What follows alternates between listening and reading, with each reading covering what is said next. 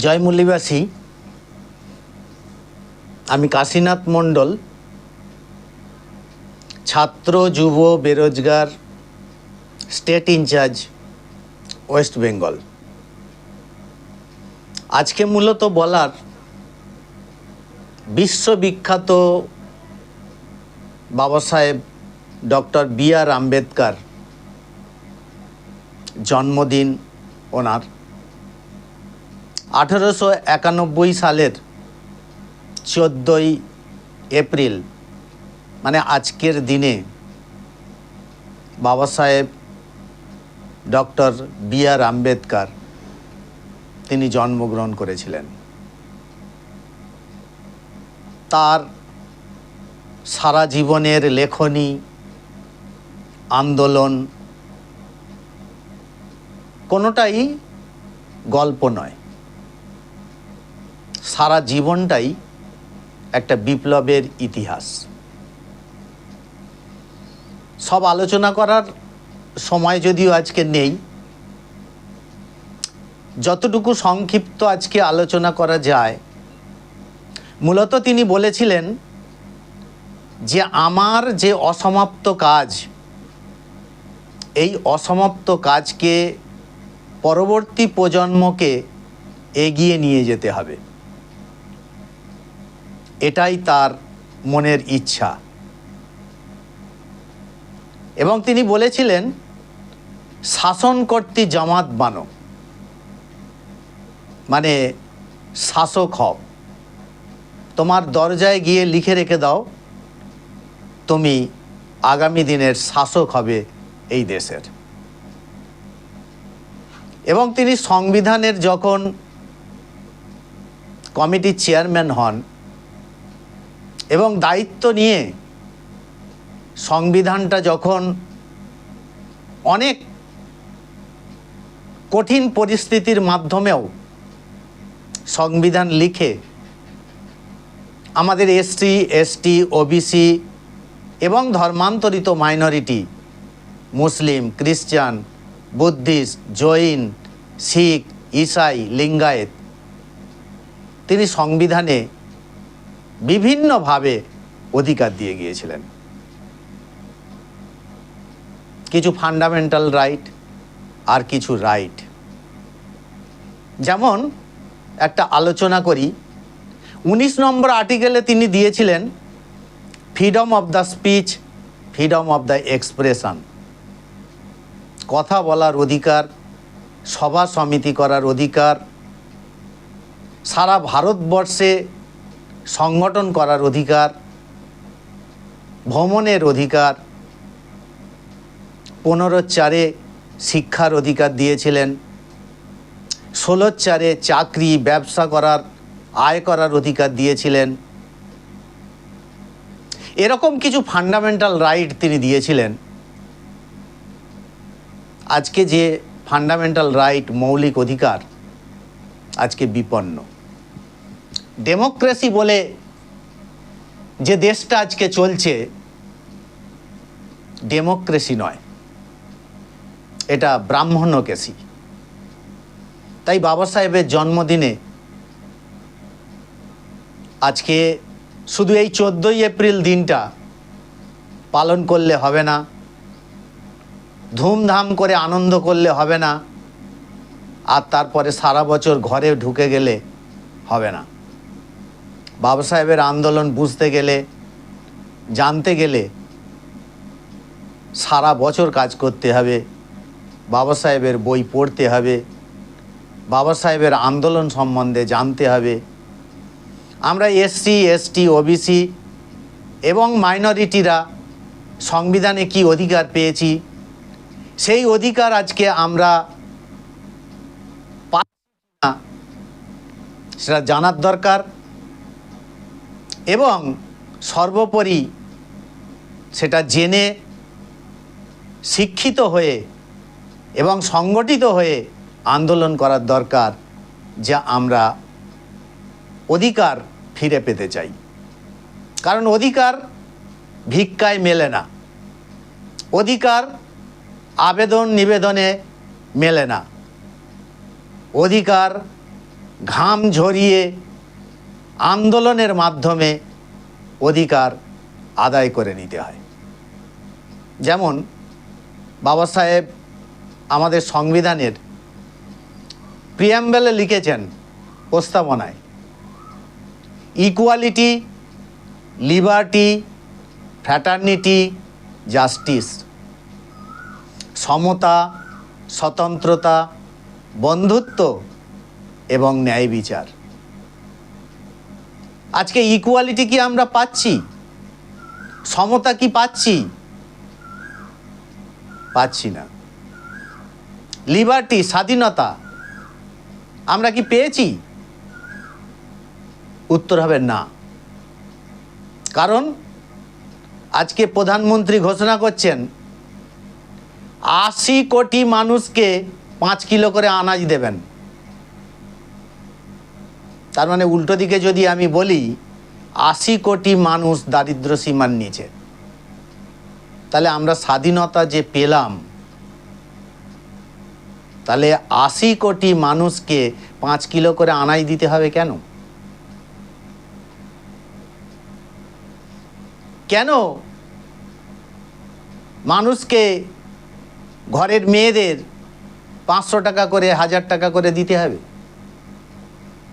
আজকে শিক্ষিত ছেলে মেয়েরা বেকার কেন? চাকরি নেই কেন? বাবা সাহেব তো সংবিধানে 15-4, 16-4 শিক্ষার অধিকার দিয়েছে। আর শিক্ষা বেসরকারিকরণ, স্বাস্থ্য ব্যবস্থা বেসরকারিকরণ, তার ফলে আজকে অনেক ঘরের ছেলেমেয়েরা হায়ার এডুকেশান নিতে পারছে না। হায়ার এডুকেশান নিতে গেলে লক্ষ লক্ষ টাকা খরচা। একটা ডাক্তার হতে গেলে 50 লাখ টাকা থেকে 1 কোটি টাকা পর্যন্ত খরচা। তো এই খরচা আমাদের এসসি, এসটি, ওবিসি এবং মাইনরিটি মানুষ কি করে জোগাড় করবে? স্বাস্থ্য ব্যবস্থা বেসরকারিকরণ। একটা মিনিমাম চিকিৎসা করতে গেলে 1 লাখ, 1.5 লাখ টাকা, 2 লাখ টাকা বিল বেসরকারি হসপিটালে। নতুন হসপিটাল হচ্ছে না। তো এই চিকিৎসা ভার কি করে আমরা বহন করব? আমাদের ছেলে মেয়েদের, আমাদের চিকিৎসা ভার কি করে বহন করব? শিক্ষা ব্যবস্থা বেসরকারিকরণ। সর্বোপরি খুব গুরুত্বপূর্ণ একটা কথা আজকে বলি, বাবা সাহেব যে ভোটাধিকার দিয়ে গিয়েছিলেন, 1 ম্যান 1 ভোট 1 ভ্যালু, সেই ভোটাধিকার আজকে নষ্ট হয়ে গেছে ইভিএমের মাধ্যমে। 2004 সাল থেকে আজ 2024 সাল, ইভিএমের মাধ্যমে যত ইলেকশন হয়েছে, সমস্ত ইলেকশানে ইভিএমের মাধ্যমে ভোট চুরি গেছে মানুষের। কোথাও ইভিএমে যা ভোট পড়েছে বেশি বার হয়েছে, আবার কোথাও ইভিএমে যা ভোট পড়েছে তার চেয়ে কম বার হয়েছে। এটা সারা ভারতবর্ষে ওয়ামেন মেশ্রাম স্যার, বামসেপ এবং ভারত মুক্তি মোর্চার রাষ্ট্রীয় অধ্যক্ষ, তিনি সারা ভারতবর্ষে প্রচার করে বলছেন যে ইভিএম ব্যান করো। উন্নত দেশে ইভিএম চলে না, তারা চালাচ্ছে না, ইভিএমে ফ্রড হয়। এ আমাদের দেশের সুপ্রিম কোর্টও বলেছে 8 অক্টোবর 2013, ইভিএমের দ্বারা ফ্রি, ফেয়ার, ট্রান্সপারেন্ট ইলেকশন সম্ভব নয়। তা সত্ত্বেও নির্বাচন দপ্তর 13তে ইভিএমে ভোট করেছে। ভিভিপিএটি মেশিন লাগিয়েছে, যেটা চুরি ধরার মেশিন। এটা মান্যবর ওয়ামেন মেশ্রাম সাহেব, বামসেপের এবং ভারত মুক্তি মোর্চার রাষ্ট্রীয় অধ্যক্ষ, তিনি ইভিএমের সাথে ভিভিপিএটি না লাগানোর জন্যে সুপ্রিম কোর্টে কেস করেছিলেন। 2017 সালের 24শে এপ্রিল সুপ্রিম কোর্ট রায় দেয় প্রত্যেকটা বুথে, প্রত্যেকটা ইভিএমের সাথে ভিভিপিএটি লাগাতে হবে। কারণ ইভিএম ভোট চুরির মেশিন আর ভিভিপিএটি চুরি ধরার মেশিন। নির্বাচন দপ্তর 14 সালে ভোট করিয়েছে, 1%-এরও কম ভিভিপিএটি লাগিয়েছে।